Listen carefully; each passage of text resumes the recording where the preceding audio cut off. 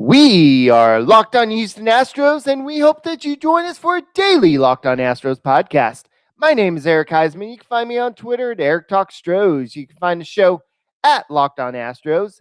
Your team every day. Brett, where can you find you on? They can find me at H-Town Wheelhouse on Twitter and at Stros411 on Twitter, Instagram, and Facebook. Always positive, always Stros. Boo! Boo! Boo! That's what we have to say about the A's tonight as they fall to the Astros. What was the final score? Oh, that's right. 8-1. And the Astros, they did what they had to do. They came in, took care of business, and the final score was not even close. And I think the Astros did what they had to do. They came in, they showed who was boss, and they didn't even have to use trash cans. Imagine that, Brett.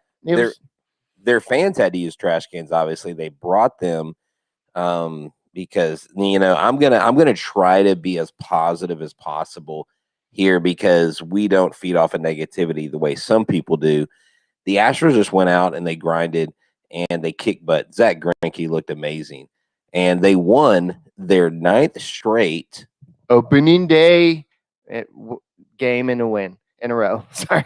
So, guys, don't forget, you can get Locked On Astros on podcast and app Himalaya, as well as Google Podcasts, Apple Podcasts, and Spotify.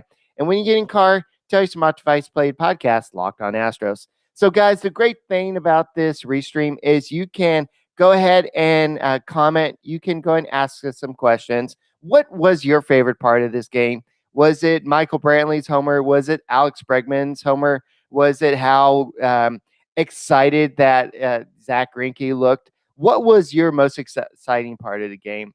So, Brett, what do you think yours was? Mine was the first inning. I mean, I know they only got 4 hitters up there, but they came out aggressive. They were swinging at the first pitches. They weren't looking at a lot, and they got their offense going, and it looked really good. This team has a lot of pop. This team has a lot of power, and they have a lot to prove. And so I know those were 3 Ps there, but there's a lot to this storyline. Number one, Zach Greinke has not been successful on opening day starts. Number 2, he came out and did the job. Number 3, the offense backed him up. And so when Anoli got into some trouble later in the game, which we'll examine later, it was okay because they had that padding and they did what they needed to do. I really wish we could have seen Carlos hit a home run or something like that tonight. That's what I was kind of really looking for, but it was good for Jose to finally get a hit, things like that. I like this offense. I have confidence in this pitching staff, and let's just hope that this just builds and becomes something that we get used to seeing and not just an anomaly. Well, I love Zach Greinke's pitching line. 6 innings, only 3 hits allowed, no earned runs, no walks, 4 strikeouts. That's what the Zach Greinke that we're used to seeing. This is a guy that he's not going to come in and overpower you. He's going to come in and get the job done. I want to say that he got 2 double plays. I know he allowed 2 hits and a couple times, and he got the big double play. So that's what you need from a guy like Zach Greinke. Yes, he's going to allow some hits, but the defense played really good behind him. And I know Chad freaking Pinder. God, why does that guy always make the big plays against the Houston Astros? He did. I mean, because this is a professional baseball team. This is the MLB, and you're going to have those things go on. But Pinder definitely is. Sorry, I had us playing in the background. Is this your first time you've been on a radio station or something where you're not you're supposed to turn a radio down, Brett? Come on. You told me to pimp the show out, and I'm trying to do that as I'm explaining. Chad Pinder was very good for the Oakland A's. He is a guy that's going to make the plays every time you go out there, go against them. That's why the A's are scrappy. That's why, that's why they won last year, the division. They just did what they needed to get done. They just couldn't hit the ball, and we had better pitching. Yeah. So this was like Steve just said, tonight was a reminder of the 2017 season without the bang of all. Like, it just seemed like with all the signs, all the booing, and I didn't really hear it because Brett and I were trying to do this locker room thing, and so we had the sound down, so we didn't really hear a lot of the banging. but apparently there was a lot of banging out there. Not banging, but sorry, the booing. Sorry, a lot of the booing. And so, yeah, guys, get over it. It was back then, and Well, I know that Carlos Correa got hit by the pitch, and Jordan Alvarez also got hit by pitch, and especially with the Carlos Correa hit by pitch, the fans went wild, and they stood up, and everybody was clapping, and I know that Brett made a comment on Locked On Astros Twitter field, and people were like coming after the Twitter handle saying, "Well, that's what you get for cheating and everything." And it's like, get over it. That was a yeah, few and years ago. well, and I mean, a that's the couple years ago. Sorry. well, that's the thing. They're not going to get over it. It's kind of like Sully's told me, it's like shouting at the tides. No one's going to hear you. It's not going to be effective. That's fine with me. At the end of the day, I've got to realize that people are going to come out there and they're going to be negative. That's fine. We're going to do us. We're going to do what H-Town does. We're going to grin and bear it. And this team is not going to be motivated by the hate. It's like, do it for the haters, like the whole hate us thing. Like, I don't know that I really buy into all that, because if you've got to have hate to motivate you, then you're not motivated enough. And this team doesn't need that. We have way too much talent. And guys, if y'all have some questions, wherever you're listening, whether it's Facebook, Twitter, I love to say Twitter. So Twitter, wherever you want to, just go ahead and type in chat. What's your favorite part of today's game? The Astros win 8-1, and we'll talk about all the great parts of this game. So just go and put it in there. Adam says the booing fueled the team. Yeah, I agree. I agree with that. I think that Michael Brantley and Alex Bregman's back-to-back jacks that really got the offense going. And I think the fact that Zach Greinke didn't give in, and he really was the bulldog out there, and he really just kind of kept the offense, the A's offense, kind of feel down. And I think the fact that Paredes, I know that this guy over here was having a little bit of panic attack. Yeah, one of those bobbleheads back there. Yeah, not me. But he was when Paredes was in there, he was having a little panic attack when Paredes was kind of struggling a little bit, but the team didn't bend, and they won 8-1. So that it was good to see these guys doing what they're supposed to do. And speaking of doing that, what about betting on your team like the Astros did? So talk to us a little bit about betting online. So Bet Online is your best place to go. They are your sports book experts.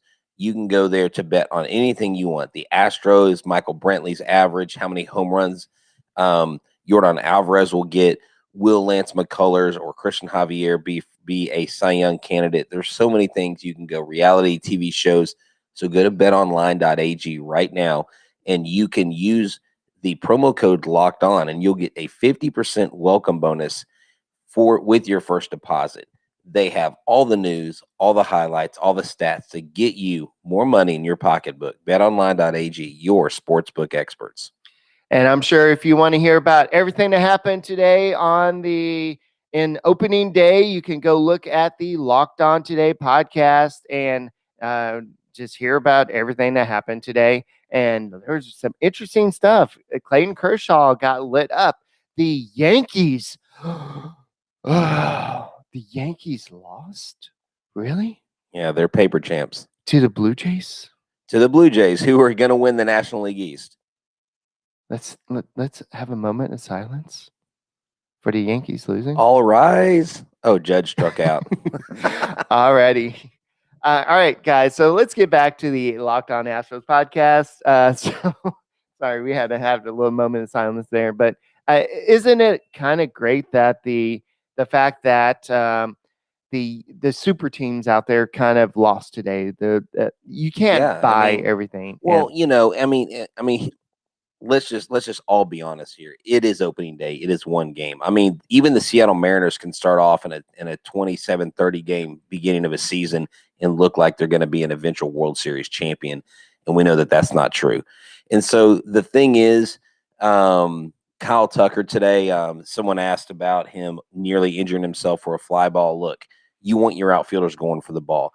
Yeah, I but think don't it's get your arm stuck I up don't in the railing because he I could don't easily have broken his arm doing that. I don't think he tried to. I don't think he was like, let me insert my arm in between the wall and this railing. I think his arm literally went there. I think it's probably a good thing that it didn't get jammed against the wall and jack his shoulder or break a finger hitting the rail. Ooh, I could almost anyways.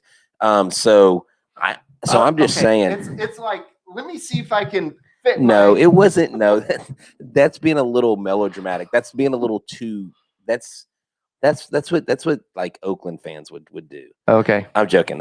So here's the thing. I think this team has the right pieces to put together a championship run. These players, if anything, that shows his passion. That well, that's shows, what I'm yeah. saying. Because what is it? Last year, the year before that, it's like, oh, when Kyle Tucker goes out on the field, he just looks lazy to me, and that's all we heard. So now he's going out giving effort. I mean, I think it was just circumstantial. Bless you. Eric's son just sneezed in the background. I thought there was a banshee somewhere. Anyways, we're here. The kids are still up. These poor little guys are still up, toughing it out with us here at 12:54 a.m. baby. Oh, is it really that late? Alrighty. So Steve Harden says he can't get enough of Uncle Mike. He can't say good enough things about Uncle Mike, and it was really great re-signing him. Yeah, just look at where the Astros would not be. I mean, would be without him. And look at his influence today. Who was there, like rooting on Alex Bregman after that home run? Uh, uh, Uncle Mike was there, Yeah. and he was the one who was just like, and he was the one that was just like so super excited to see that. And it's just like he is part of this team. I don't know who was saying that he didn't want to be part of this team last year. This guy is he's bought into his team. So I think Michael Brantley is going to be here for a little bit, at least for the next 2 seasons, maybe beyond, because I think he's part of this team. So Adam wants to know our thoughts on our rotation going forward. Okay, well, I think for right now, I think Luis Garcia is going to be the fifth starter for at least now.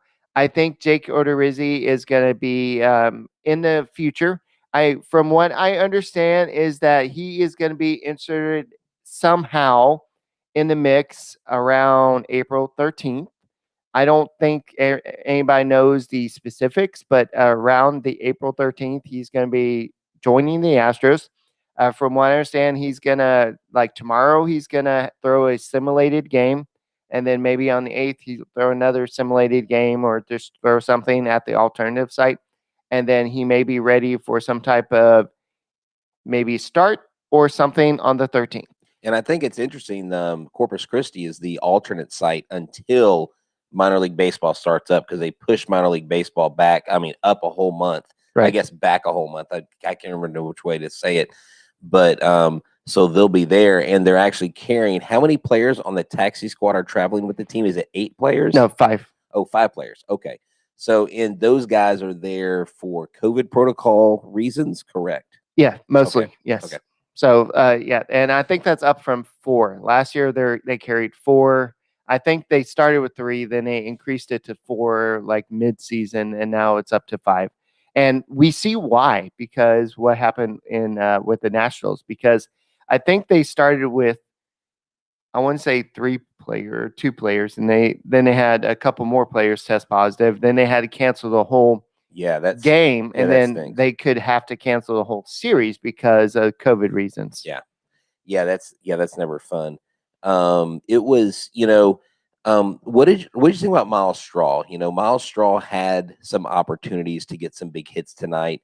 He didn't really, he didn't really deliver, in his role. Of course, we know all the naysayers are going to be like, oh, he went 0 for 4 tonight. So did Martin Maldonado. Right.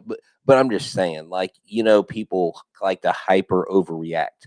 So did Kyle Tucker. Right. He had RBI, but I yeah. mean, championing Michael Brantley going 3 for 4 with a home run and a double is just that's what Michael Brantley does. Altuve was great for him, like I said earlier, to get that hit. Correa got a hit.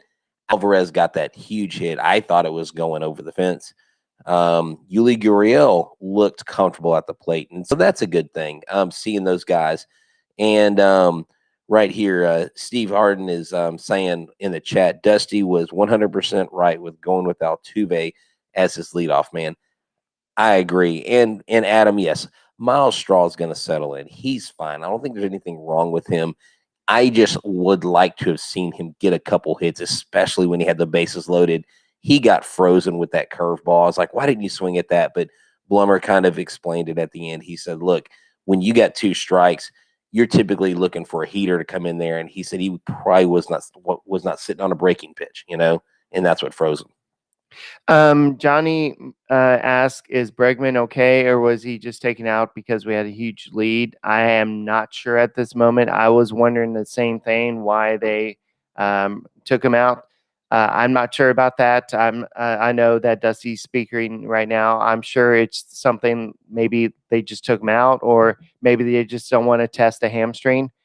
I'm sure it's something like that. But I wouldn't worry too much about that at the moment. But um, and Adam says that Miles will settle in. I'm not too worried about that. Let's not worry too much about Miles Straw. It's one game. But speaking of one game, let's talk about Built Bar. What can you tell me about Built Bar? Why should people listening get a Built Bar today? Well, Built Bar is the best tasting protein bar in the business. And I've tasted pretty much every protein bar. Most protein bars are too big, too many calories. They're chalky. They try to do too much. This Built Bar is perfect. It's perfect in size. It's wrapped in 100% chocolate. It's good for the healthy, conscious guy or girl. It's also one of the best, like, high protein, low calorie things you can eat pre-workout, during the workout, post-workout. It gives you energy.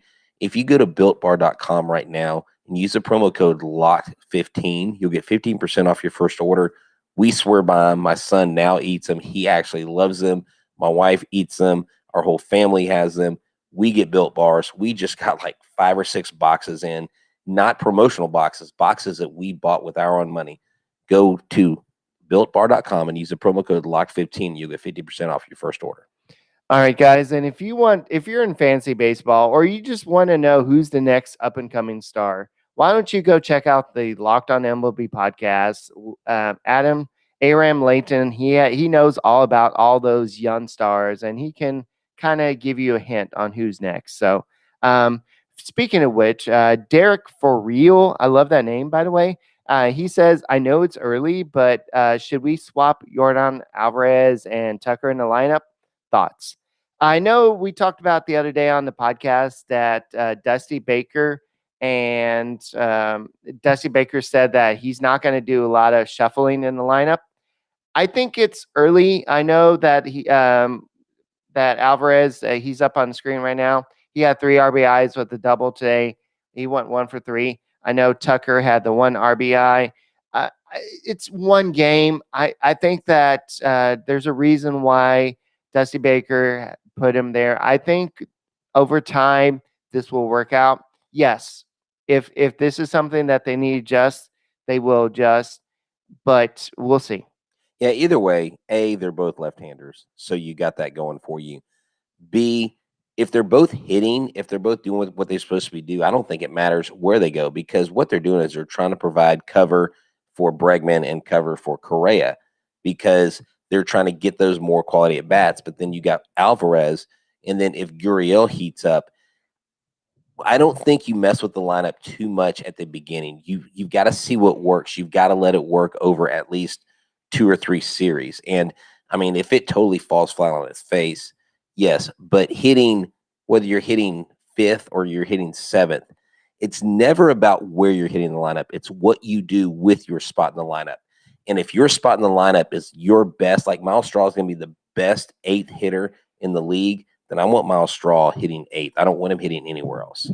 Yeah, it was great to see Joe Smith back. Last year, he sat out due to COVID-19 reasons, and a lot of players doing that. I think that Ian Desmond, this is the second year in a row that he sat out from the Rockies. So we'll have to see. No, we don't have a call-in number, but I think we can share a. Well, here's the thing. Here's a good question, Johnny. What we do have is the next time we do a live locker room show on the app, get the locker room app, find Eric and I, find Eric Heisman, find myself, H-Town Wheelhouse. You can call in, you can interact with us. We can give you the floor, you can talk, and we will take some or all of those that we do and we'll put it on the podcast. So we do have that option right now, but we don't have like a call-in number to call like the live show. Right. So, yeah, so I wish we could do that, but thank you for doing that. So, yeah, Easter hat, he loves that hat. And so Alvarez getting the wage. Yeah, yeah, the crawfish boxes, he's going to love that, and we'll have to see. So, yeah, looking at the Paredes, he looked a little bit shaky. I think he was a little bit nervous. He had the 2 walks, but he looked a little bit pumped up after his strikeout at the end. And you can tell that he was passionate. He knew that he was in a bind, and he knew that he got out of it. So you see the passion. You knew that he had it. So I mean, he only had 2 walks. Okay. I think, to me, when I was kind of hyper overreacting, I was kind of saying the very thing that I said you shouldn't do in an opening game, I kind of did when he was pitching. I was like, what the heck? Get him out. I actually wanted Blake Taylor to come in first, but that was just me. But Anoli Paredes, what you have to realize about him is he has what I call a live arm, and he throws, and he's such a herky-jerky type motion pitcher that he's got to be in rhythm. If he's not in rhythm, he is going to be all over the place. And so tonight he was a little bit, but he did still get 2 strikeouts. He did only give up the 1 run. It wasn't even earned. And so that's really not a terrible outing. He got a hold, but I think Anoli Paredes will settle in. I think he'll be fine ultimately. Yeah, and there's a couple errors. The errors were like the Bregman and Yuli Gurriel. Yeah, there were some bad errors today. So yeah, the errors, you got to clean up the defense play. And I know that a couple people mentioned the defense, but you still went 8-1. You can't argue with the overall game plan. You score 8 runs, you're going to win what 90% of the games, unless you're the Rangers and the Royals, and they scored. I think the Royals won 14-10 today. Yeah, I think it was 15-10. It ended up being 25 runs in the first game, and I was like, oh my god, those pitchers are not good. Okay, so Johnny brings us up again. So, what do y'all think about the A's throwing at Carlos Correa? I think that the Jordan Alvarez, I think that was just I think that was an errant pitch. I don't know. No, that Carlos Correa, that was totally on accident. I know we're having this discussion. Should we even bring this up? Because if we're gonna bring this up, then I mean, what happens if they get out of this? Should we even bring this up? But yeah, I think he hit him at the right time because it didn't hurt them.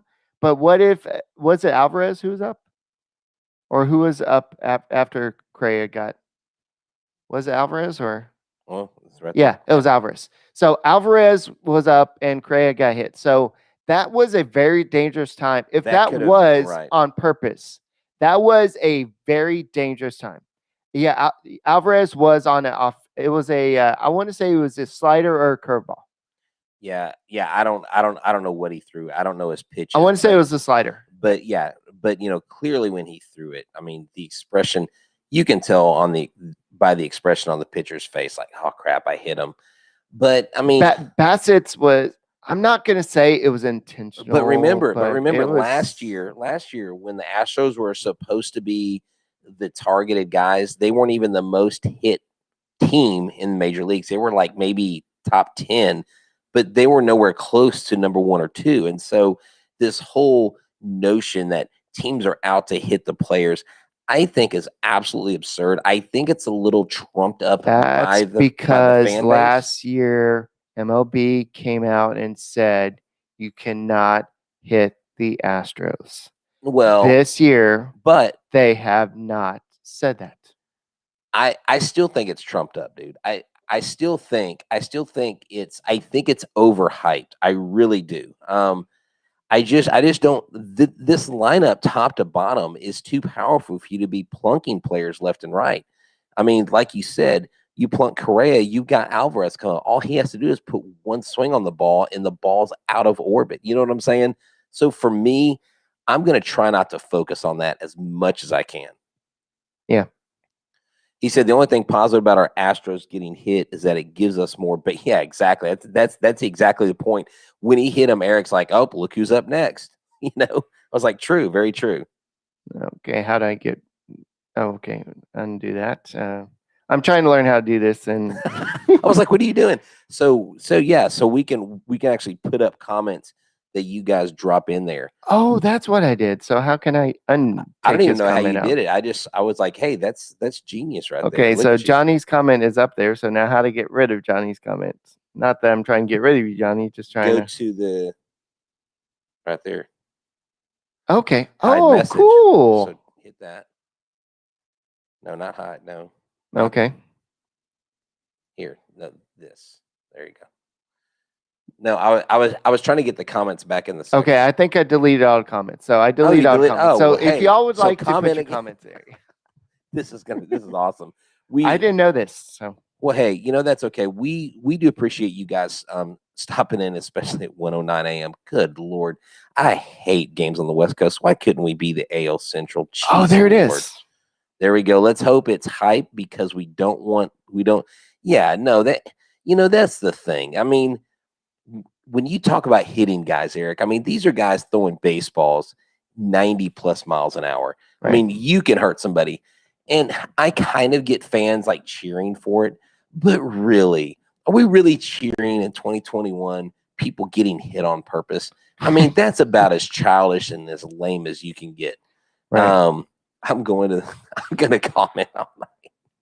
You go ahead, Johnny. You go. All righty. So overall, I think tonight was a win for the Astros, definitely in the record book. But I think overall, I didn't see any negatives. I mean, outside of the errors for sure. But I think the game plan was great. I think the lineup was the order was good. I think Michael Brantley batting second was something I wouldn't have expected, but I think it worked out. His batting second is the contact batting second is great. Chas McCormick made his major league debut. I didn't even think about that. Oh, congratulations! Yeah. He got in the game. Yeah. He didn't get an at bat. So yeah. So and Johnny, you asked about that. I'm sure Robel Garcia just got in the game just to get into the game earlier. So I'm sure that's all that was. yeah, And I mean, if you're up 8-1, look, I mean, rest the guy. I mean, this is a 162 game season, right? It's a marathon, not a sprint.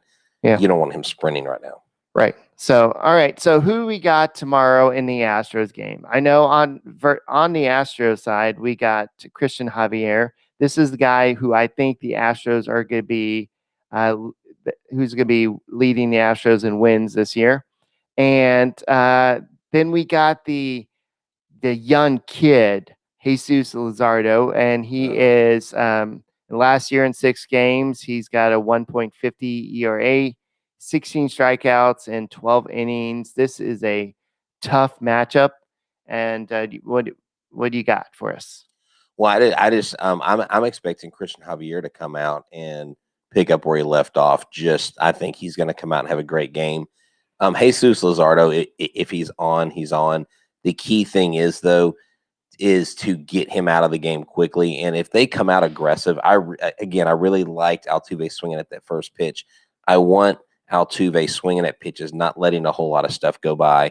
But at the end of the day, the Astros hit the A's at a good time because Trevor Rosenthal, they're one of their big free agent signings to be their closer to replace Hendricks I think is a great thing. And so, yeah, Adam says even if Springer is not on the Astros, I told Eric today, I was like, I would have loved to see George Springer lead off against the New York Yankees in Yankee Stadium and hit a home run. I mean, that would have been just perfect, icing on the cake for me, because go Blue Jays. I'm a Blue Jays fan now because I want them to beat the Yankees up. I want them to, every time they play them, I want them to win.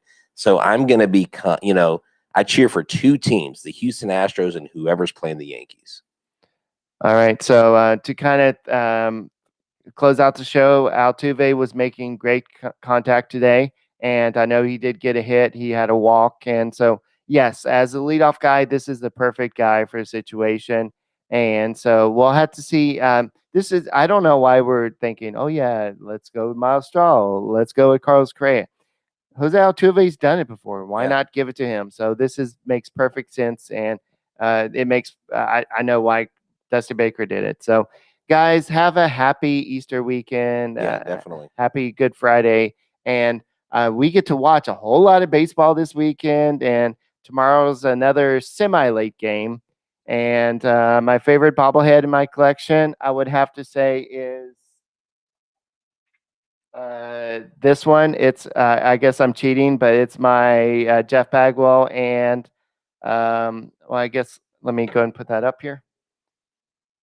But my favorite bobblehead in my collection is my Jeff Bagwell and Craig Biggio shaking hands. So, um, but there's plenty anyway. So, no school for us tomorrow No, because that's we're right. both teachers, and that's all we got for this edition of the Locked On Astros podcast. Go Astros! Let's go up 2-0, and let's beat the A's and go Astros. Have a good one. Thanks for listening, everybody.